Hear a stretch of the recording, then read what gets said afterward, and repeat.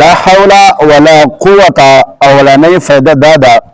چکم کس لا حول ولا قوة وای ندنب الله او د الله رسول راضی دنب الله او الله رسول راضی لا حول ولا قوة دوما دا فائدہ دا چې نبی علیہ الصلوۃ والسلام فرمائی لا حول ولا قوة جنت خزانو چې یو خزانه ده ٹھیک ده جنت خزانو چې یو خزانه ده لا حول ولا قوة دریما دا فائدہ دا چې دې په ذریعہ باندې مسلمان له ګناهونو بچ کیږي او نیکیګانو طرف ته مایل کیږي ٹھیک ده له ګناهونو بچ کیږي او ښه عمل طرف ته مایل کیږي لا حول ولا قوة شلرما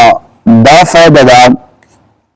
چې مسلمان کامل یقین په الله باندې ساتي کامل یقین الله باندې ساتي چې الله نه علاوه بل څوک طاقت وال نستا د لا حول ولا قوة فائدہ دا لا حول ولا قوة پنجمه دا فائدہ دا چې مسلمان له هر قسم پریشانی نه غم نه لا حول ولا قوة په ذریعہ باندې بچ کیږي هر قسم پریشانی نه لا حول ولا قوة په ذریعہ باندې بچ کیږي او لا حول ولا قوة شپږمه دا فائدہ دا چې مسلمان هر قسم بیماری نه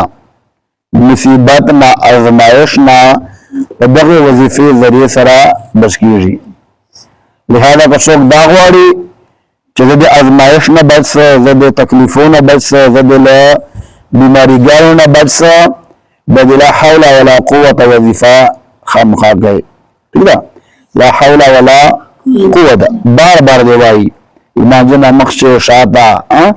چې ما د ټیم باندې نو لا حول ولا قوة وظیفه دی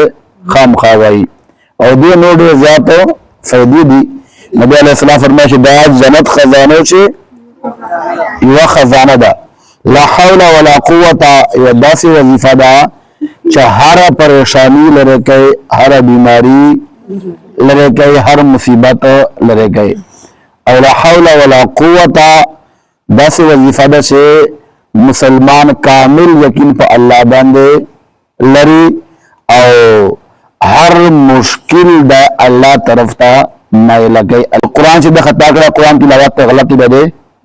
گناہ کیږي خبره پوښتنه ده کنه یعنی